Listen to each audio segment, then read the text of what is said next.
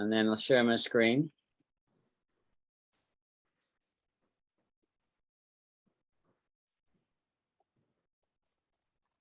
Right. Now this expression is this. Mood of the moment. You heard of this? Mood of the moment. Yeah, mood of the moment, yeah. So this is really an idiom.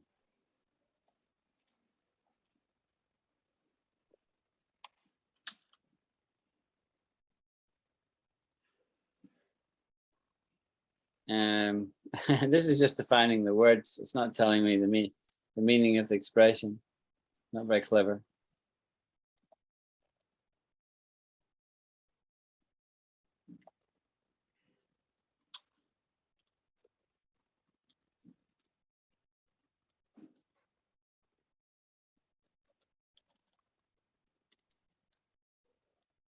Do you know what mood means? Mood on its own, just the word mood. Either of you. What does mood mean? Mood means the vibe or the feeling that you have at a certain point in time. That is mood. Yeah. So give me an example of different kind of moods. For example, I was in the mood of joining. No, I'm not in the mood of studying tonight. Yeah, exactly. So it's kind of like describing how you're feeling. I'm in a good mood. I'm chipper. Yay! Oh, you know, like Alida is all the time because she's from Colombia, and they're all dancing. People in Latin America are always dancing down the streets and stuff like that, right? But I might be the opposite of that would be in a bad mood. I'm in a bad mood. No, I'm not going to talk to you today. I'm in a terrible mood. I don't want to talk to anybody. So that would be the opposite. So good mood is I'm happy, I'm dancing. Mm-hmm. I'm in a bad mood, I'm sulking. I'm unhappy. I don't want to talk.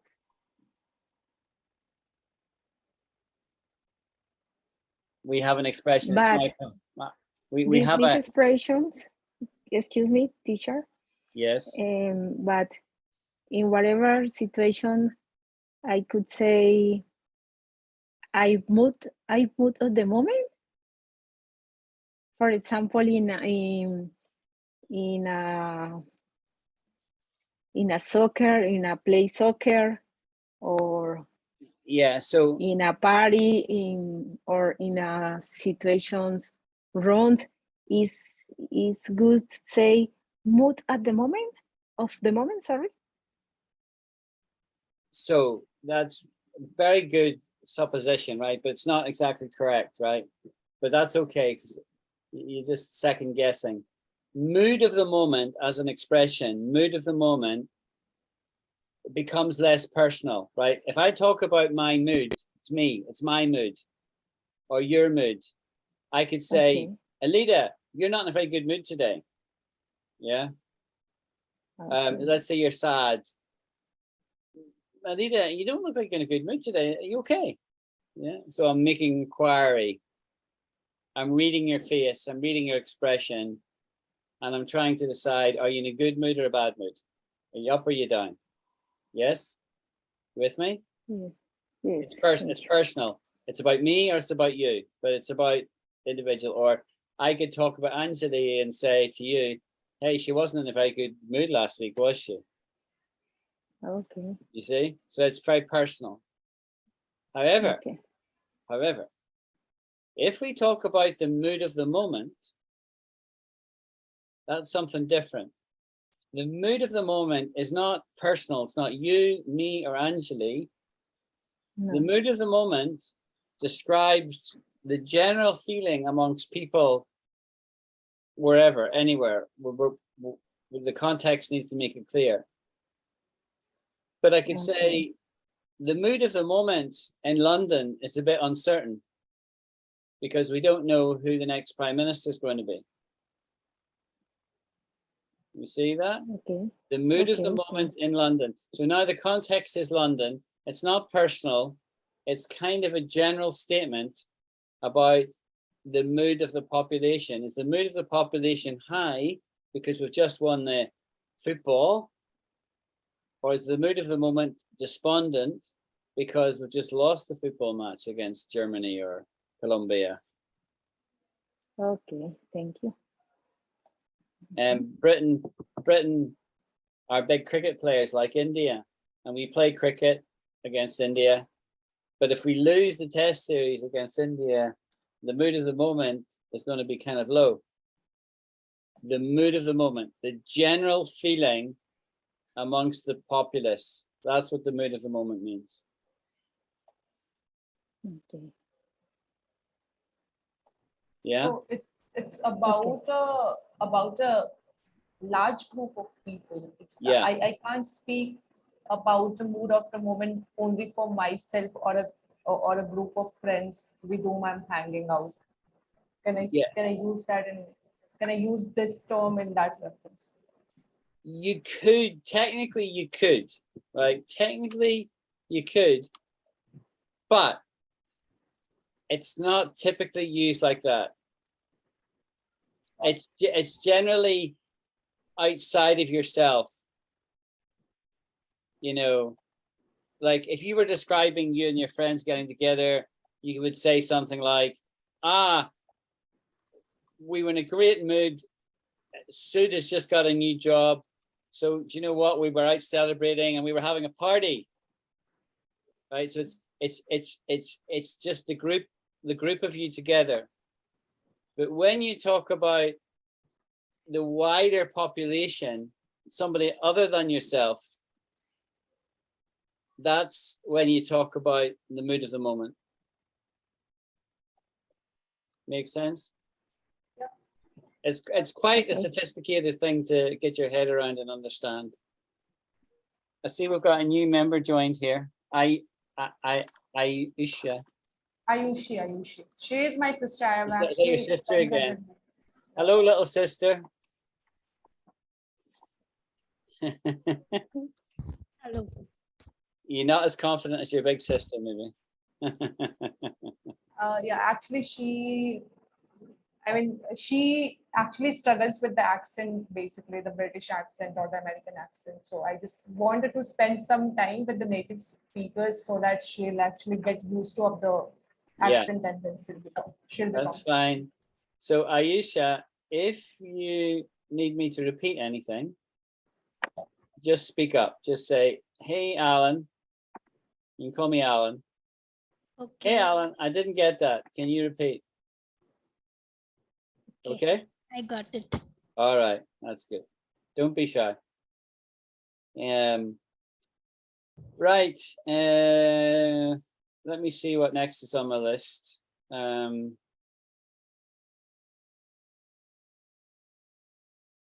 Yeah, this is a really good word. Bonhomie. Bonhomie. Do you know what that means? Alida won't know what that means, right? But you might, Anjali, but I don't think you do. Bonhomie. I'll write it out. I've heard it somewhere, but not getting it. Let's look it up, right? Let's hear it's pronounced first of all. Bonhomie. Bonhomie.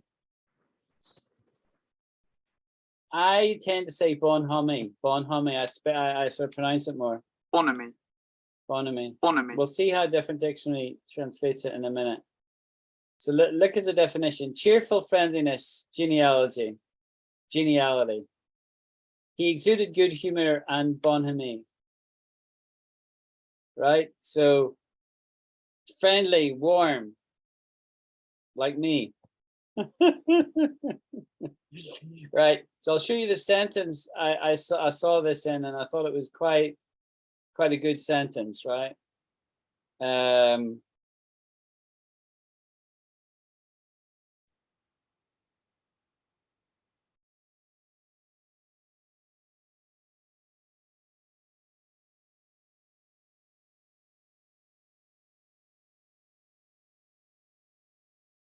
I think this was from something I read in the newspaper, maybe.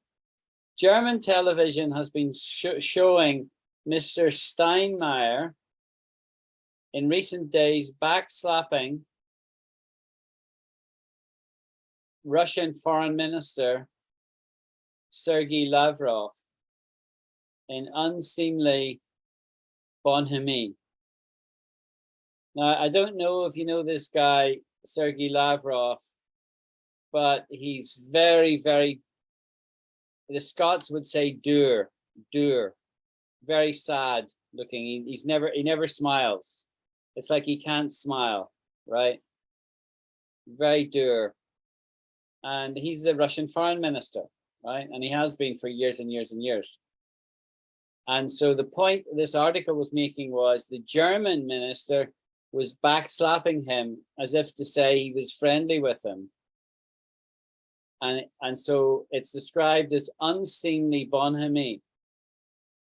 Unseemly bonhomie. Unseemly as in, it doesn't feel right. It didn't feel right to those that were looking on. Because it's one thing to shake somebody's hand in a formal gesture. Hello, how do you do? But if a guy slaps somebody else in the back, it's a gesture of friendliness. Like we're mates. Yeah, makes sense. And that might be appropriate, it might not be appropriate, right? Let's look it up in a different dictionary and see how they pronounce it. So let's hear it here. Bonhomie. Now you hear that that pronunciation was different. This is how I would say it. Bonhomie. Bonhomie. Bonhomie. The H is silent. Bonhomie. Bonhomie. Bonhomie. Let's hear the American pronunciation. Bonhomie. It's similar. Friendliness and happiness. There was a lot of cheerful bonhomie amongst the people on the trip. Okay, this is a good word to know. Is everybody comfortable with the definition? Alida, are you comfortable with that?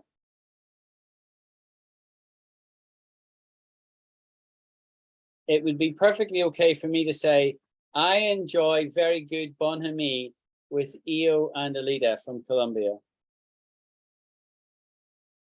Yeah, because we're not strangers. We are warm and friendly. And there's a good spirit amongst us. We're friendly and we're happy. Mm-hmm. So we enjoy good bonhomie. Bonhomie. Bonhomie. Yeah. Okay. We'll move on then. Yeah, here's a really good expression. And it's an expression. Style over substance. Style over substance. What do you think that means?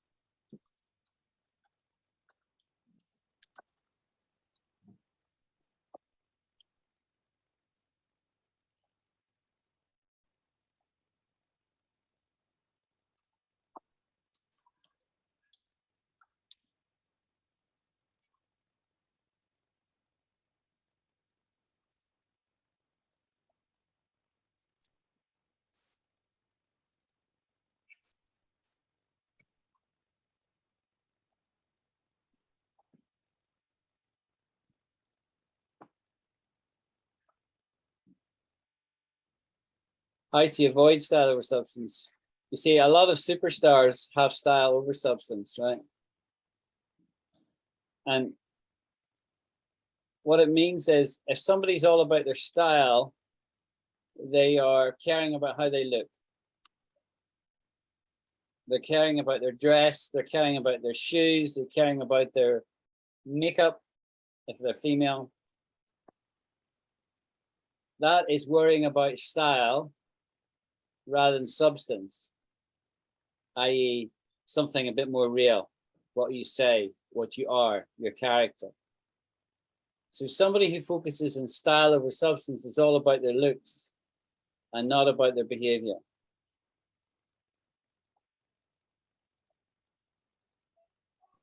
This is actually very interesting. I'm going to use this a lot. Yeah, it's a very very common expression, really. There are two approaches in life that are opposed and complement one another. Some people prefer one and some the other. Whichever we choose reflects and shapes our approach to life. In the style approach, we're less concerned with what is done, being more concerned with appearance, right? In the substance approach, we're less concerned with appearance as we assume that actions will speak louder than words. Yeah. So there is no more damning criticism than for somebody to say, oh, she is style over substance, right? If somebody said that about Angela, it wouldn't be true, but it would be a damning criticism. Yeah. Style over substance. Oh, she's all style over substance. That is such a put down. Okay.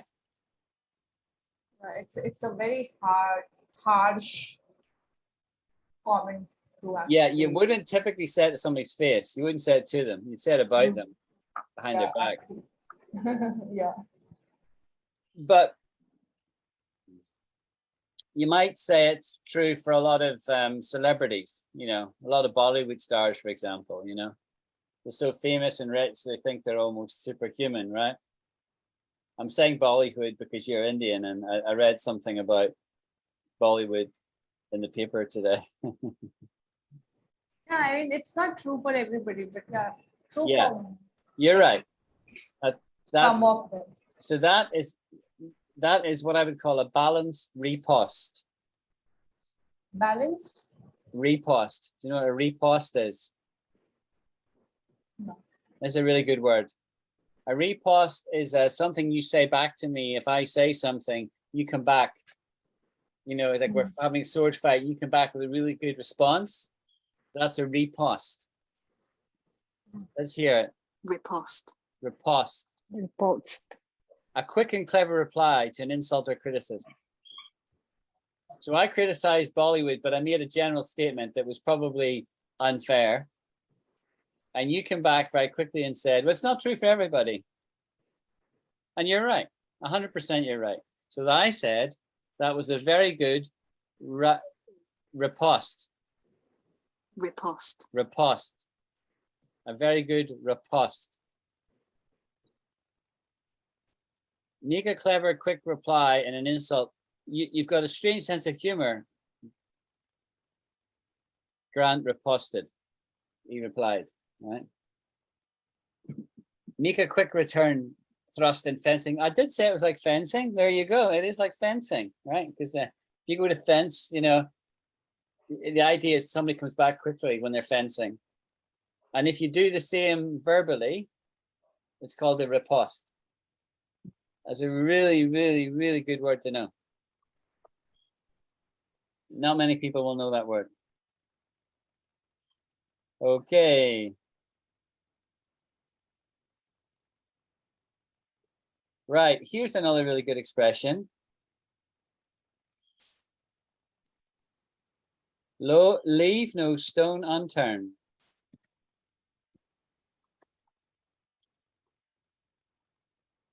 Have you heard of this one before? Yeah. Yeah, what does it mean?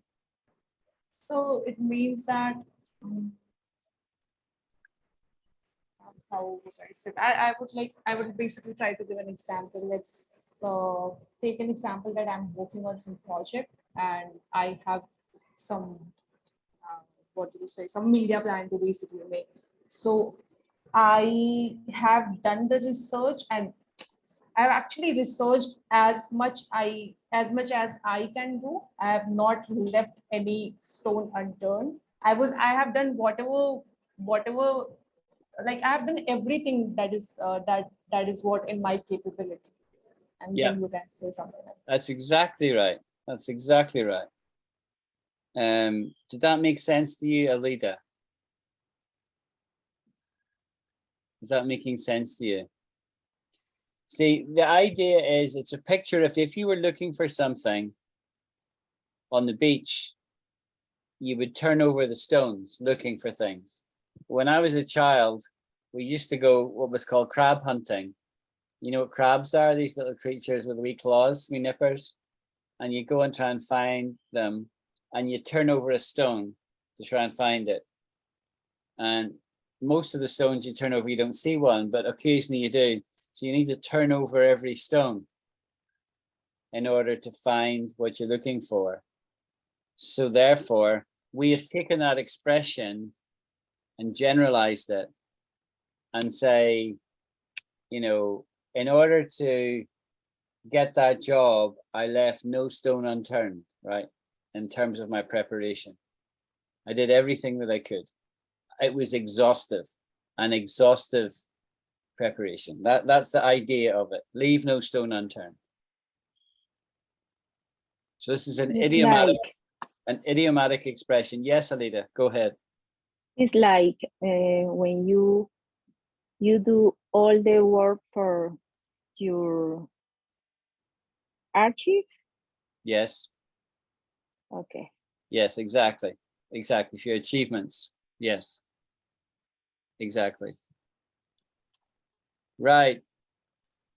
Leave no stone unturned. Right. Here's another good expression. What is an urban legend?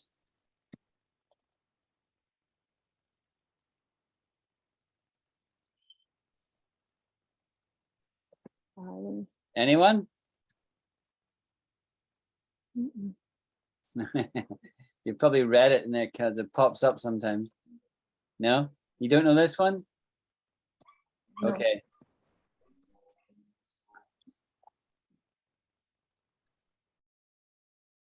Urban myth, urban legend, same thing. Urban myth. A humorous or horrific story or piece of information circulated as though true, especially one purporting to involve some vaguely related or known to the teller. Right. You know, did you hear that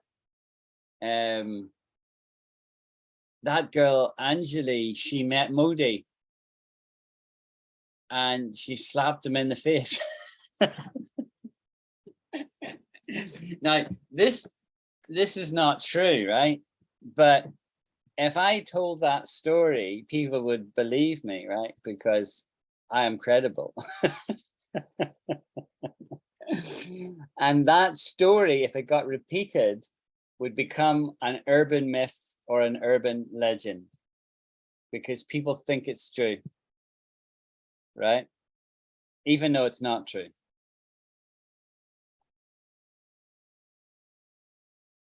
So that's what an urban myth is, an urban legend. Urban in the sense that it gets told from person. It's like gossip. Yeah, exactly. It's like, or a tall tale. It's like gossip, but the gossip could be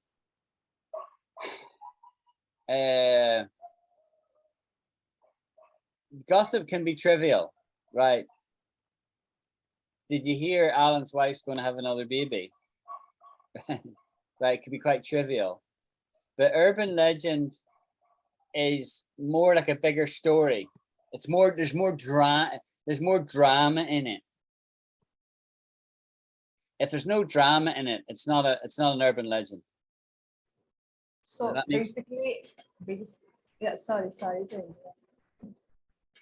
Well, I was just gonna write tall tale. So actually, regarding the last sentence, I mean, this is what most of the news channel is doing in India. They are creating a narrative, and which is actually urban myth or urban legend. Is it a noun, or I mean, how do we use this expression?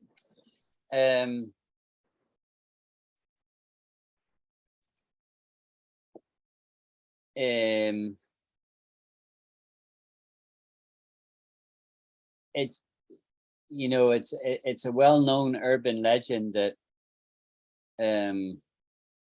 Anjali is actually descended from a princess. She's got royal blood in her. That would be an example. So I mean, the sentence that you have said, I mean, it's I mean, I can sense that it's a false statement. Yeah. Correct. Yeah, correct. An urban legend is not true. It's a legend. Legends are not true. but it could sound plausible, but it doesn't have to be. It doesn't have to have. It's typically not real. It hasn't really happened, so it wouldn't be a legend or a myth then, right?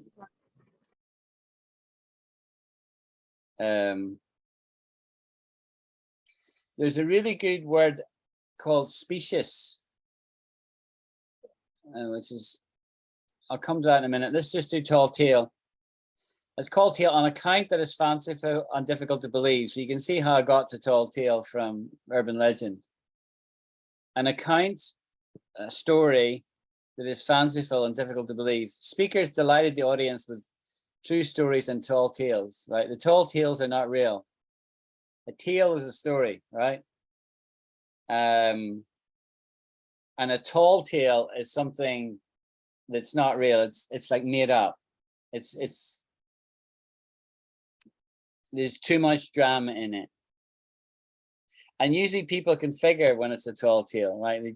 They understand what a tall tale is. But like comedians on television and in stand-ups and theaters and things will tell lots of tall tales. Most of what they say is not real, but they sort of carry you along in telling their story. You know, that's a tall tale.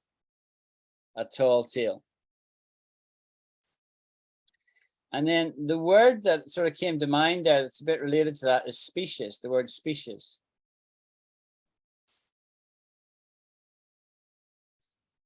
And you'll see why I got to this word in my mind when I was thinking about tall tales.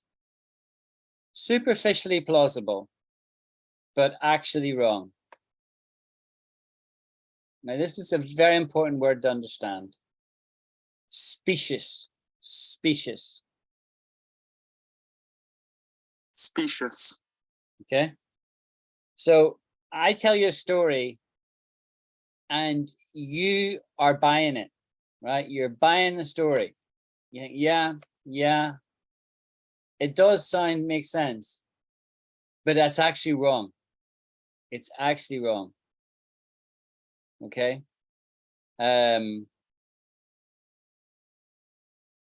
Misleading in appearance, especially misleadingly attractive. You know, you want to believe it. You want to believe this story. I want to believe that Anjali's royalty.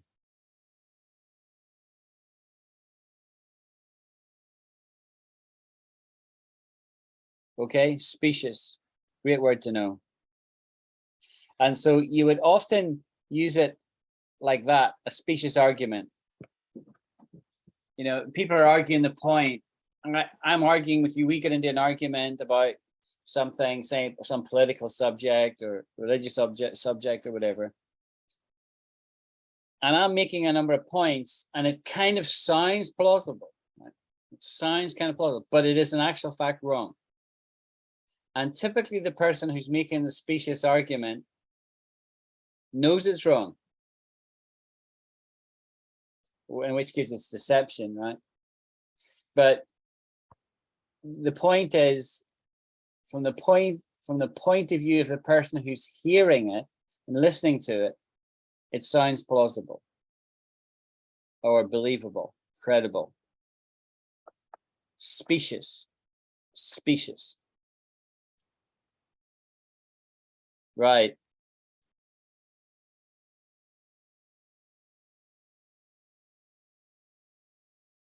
Right. So now this next one is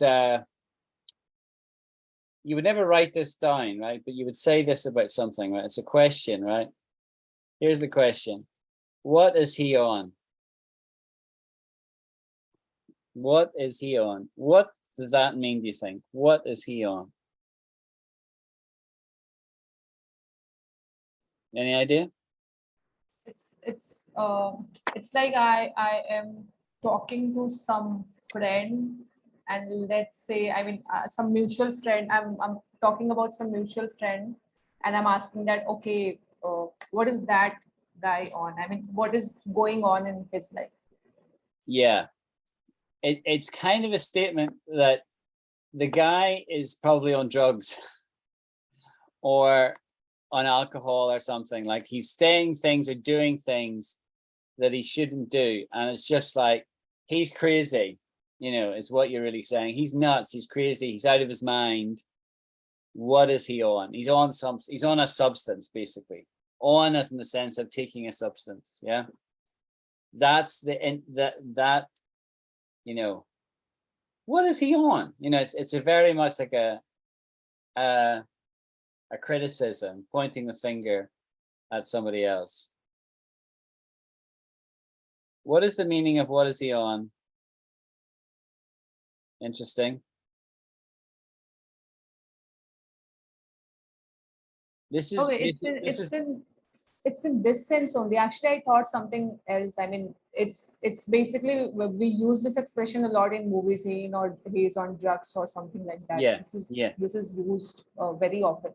But I thought that if I'm asking something that what is it on, I must be curious to know what is going on in this. Like no. Okay. It's got to do with behavior. The behavior is not right. The behavior is crazy. So you must. Nobody would say or do what the guy's doing normally. So therefore, he must be on drugs. That's really the import of it, right? If you were to say, what is he on about? It would mean you don't understand what he's talking about. That's a different thing. So if Alida says to me, or your little sister says to me, Ayesha says, what is he on about? She's just saying, I have no idea what that guy's saying. I'm not following him, right? But if instead of that, you say, what is he on? Don't add the about. Just what is he on? It means, I think that guy's on drugs. He's crazy. He's a nutcase. Why do you listen to him? Okay, so that's what is he on? And what is he on about?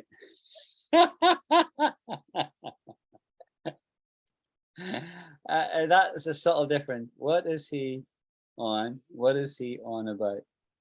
Teacher, Yes. this expression is only when you I don't understand whatever situation, or if you have any problem, whatever problem is possible, you say, what is he on? Yes. Yeah. If you think the person's behavior is like crazy, a bit crazy, you'd say, what is he on? But you say it like this, what is he on? Yeah, you say it like that.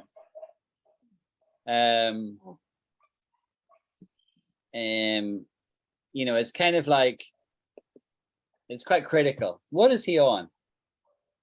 Okay. Yeah, and you maybe add something else, like he's nuts. Yeah. Okay. And that's different from not just understanding. If you don't understand somebody, you say, and he's communicating, you'd say, what is he on about? What is he on about? Which is a totally different meaning.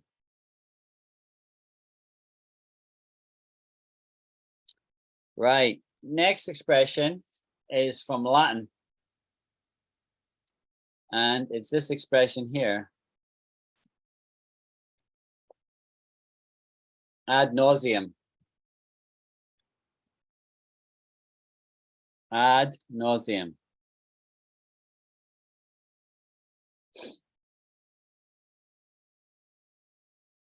Any idea? What does it mean to be nauseous? not feeling someone is not actually in his or her senses. Yeah, it means sick. Sick.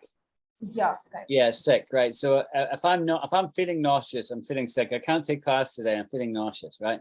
I'm not sick, but I'm feeling I need to be sick, right? Like vomit. So that's what nauseous means. So ad nauseum means going on and on and on until people feel sick. It means like constant repetition. That guy goes on ad nauseum. drives me crazy, right? Ad nauseum says he doesn't know when to stop. That's the meaning, right? Well, let's look up what the dictionary says. Let's listen to the pronunciation. Ad nauseum. Ad nauseum. Ad nauseum. Ad nauseum. Use to refer to the fact that something has been done or repeated so often that it's become annoying or tiresome. The phrase is repeated ad nauseum.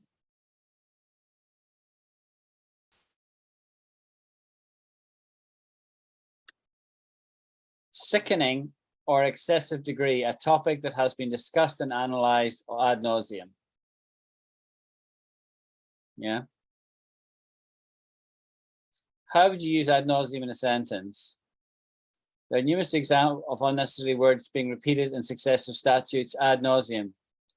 Gentlemen thought we had talked ad nauseum about cattle and subsidies. I have been bored ad nauseum by his speeches. They have heard the arguments ad nauseum here today. Okay, ad nauseum, Latin.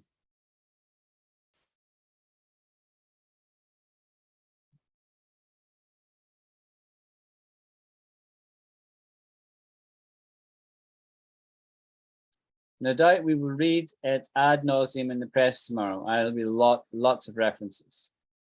So the point is, it always means this: repetition, lots of repetition to the point of being excessive and making somebody feel sick.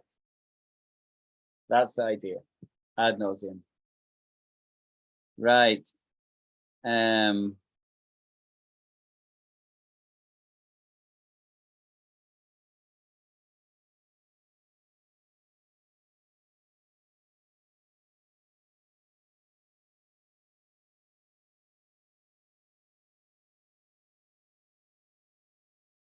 I don't actually know what word I was making up there. Anyway, incumbent. The next word I want to do is incumbent. What does that mean? Incumbent. Incumbent Prime Minister of India is Modi. I mean, we have done this word in the last class. I know we have. I realized that when I said it, actually, but I obviously didn't teach it very well, since you're not jumping to a definition.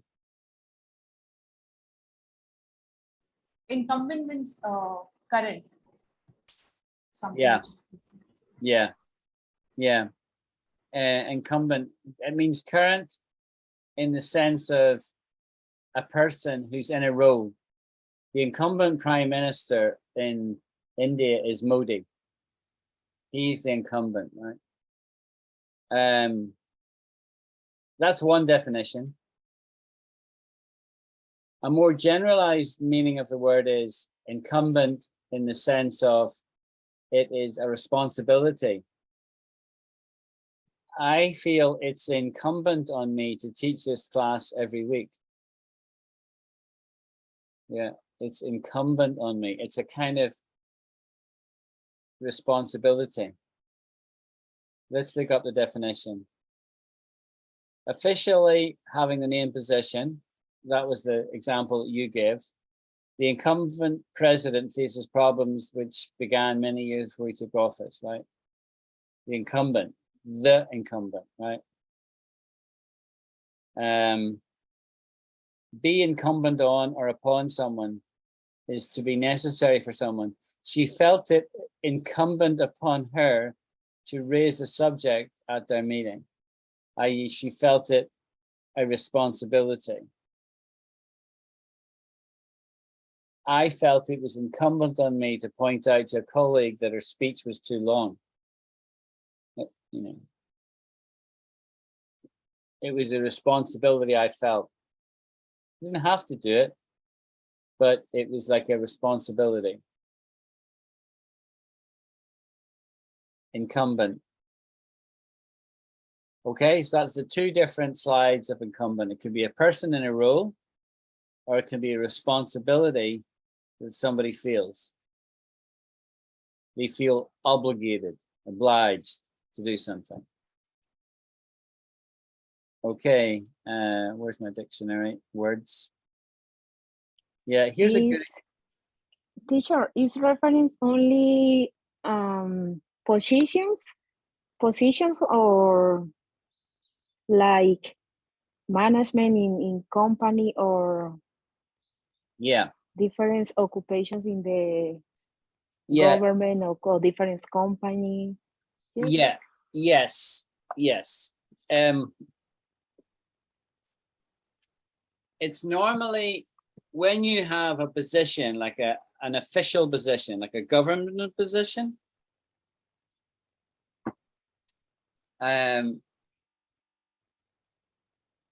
you know, anything in public office or in a company, you got management positions, and you could describe that and say the current incumbent, right? Because if you take it like the chief executive of a company, right, the person who's the boss, Okay.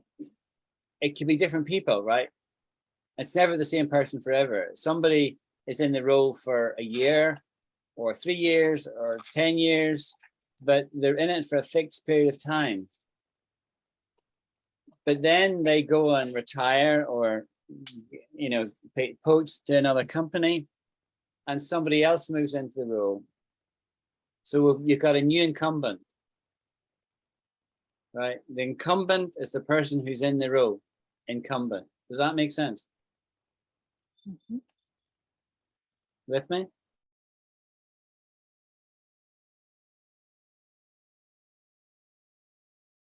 Right. Next expression is this. Long story short. Long story short. Now, this is an idiomatic expression. It obviously contains a little bit of an oxymoron because it says long and short. So what is it? Is it short, long, or is it short? Long story short. What does that mean? This is an expression we say in English a lot. Very common in India too. Right. Long story short means to summarize. Just not going into details and just touching the very important points and telling the story or some experience, something like that. To cut the crap. Yeah. Exactly. It's like all the details of the story would make it a long story. And right now, right here, right now, I'm not going to repeat all the intricacies for you. But I say, look, long story short, like I'll give you a real example from last week. It's like give me a second. It's something like the conclusions. Yes, exactly. But I'll give whatever you, situations. I'll give you a real example from last week, Alida. Last week, I had scammers phone me up and offered to upgrade my mobile phone, right? And I decided to go for an iPhone SE. And they shipped me an iPhone 13 Pro Max, real expensive one, the most expensive iPhone there is. And the phone up and says, you shipped me the wrong thing. Oh, very sorry, sir. Can you return it to us? We'll send you the wrong one. We'll send you the right one. Okay. There won't be any cost to you, sir. We'll give you free postage. So I dutifully bound it up and sent it back.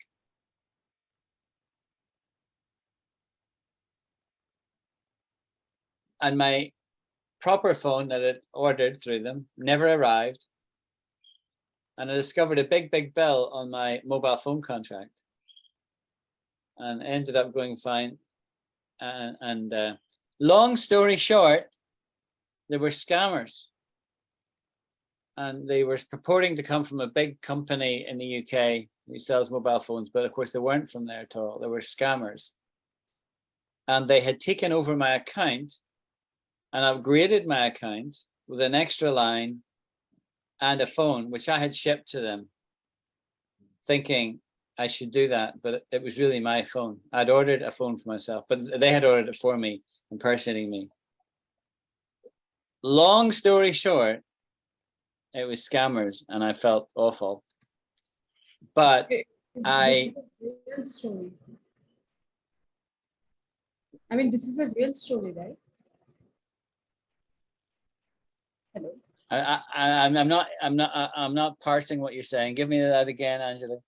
I'm saying that this is a real story, right? This is a real story. This really happened last week. Oh God. Yeah, I was really down in the dumps last Tuesday. If you'd have got me last Tuesday, I was really down in the dumps. What was the word we used earlier? What was the word I used earlier? Yeah, the mood of the moment was pretty bad. Last Tuesday, right? That was really. But anyway, I left no stone unturned till I got to the bottom of it, and I got it sorted. And the phone company I spoke to the fraud department, and they're going to sort me out, and I'll have no loss of money as a result. They tell me, which is great. Right. But I haven't told you the whole story. It'll take you maybe half an hour to tell you the whole story, right? So it was long story short. I was scammed. And now telling you how I felt about it, I was annoyed because one, they got me. I thought I would be smarter than to be taken in by that, you know. When I think back on it, there was a few signs, but I just didn't pick on them. I just was too trusting. I'm too trusting a person. Anyway, I think we're out of time, guys. Yeah, that's Yeah, your talk. So what we'll do is we'll finish here at long story short. And we'll pick up there at the next class, which will be Thursday, all being well. All right. So hope you enjoyed that. Thank you for your time. So much for your time as well. Thank you. All right, Aisha. And there's a thing I did on the class on Thursday that you'll be interested in, Anjali. East is East. You should look that up. You should listen to the class on Thursday. I will. Oh no, no, I didn't record it actually. You have sent that in the group. I mean the. I did a written summary. You're right. I did a written summary. Yeah. We'll go for it. Okay. Well, listen. Your weekend is almost over, Anjali. Yeah, sadly. Tomorrow is Monday. And it's still early enough in the day, Alida, for you to enjoy the rest of the day. So I'll say enjoy the rest of your weekend. Okay, thank you so much. Thank you so much for your time. And I promise to practice some Espanol. How's that? Okay. So Spanish is Spanion, right? Espanol, yeah. Exactly. Español, sí. Español. Hablar español un poco. I speak Spanish a little. Well, I can't even really say that. It's not really true. I would like to. That's an aspiration. That's a specious statement. It sounds plausible, but it's not really true. And how like when have you started learning Spanish? About 2 years ago, when I started this thing. How long have we been doing this thing? Almost 2 years. Yeah, so that's when I decided. I came on to Hello Talk to learn Spanish. And I got tripped up by you guys into teaching English. Tripped out. You what was the term that you used? I got tripped up. I got what is the word I want to use? I got hijacked. There's the right word. I got hijacked by you guys into teaching English all the time. Yeah. I make an excuse. So I can't do my Spanish because I've got to do my English lessons. Oh, So, but this catch up is actually interesting. I mean, I do enjoy it during the class. yeah, I know. Okay, guys. See you Okay. on. Night night. Bye. Nice. Bye. Bye bye. Thank you. Bye, Anjali. Bye bye. Bye, Anita.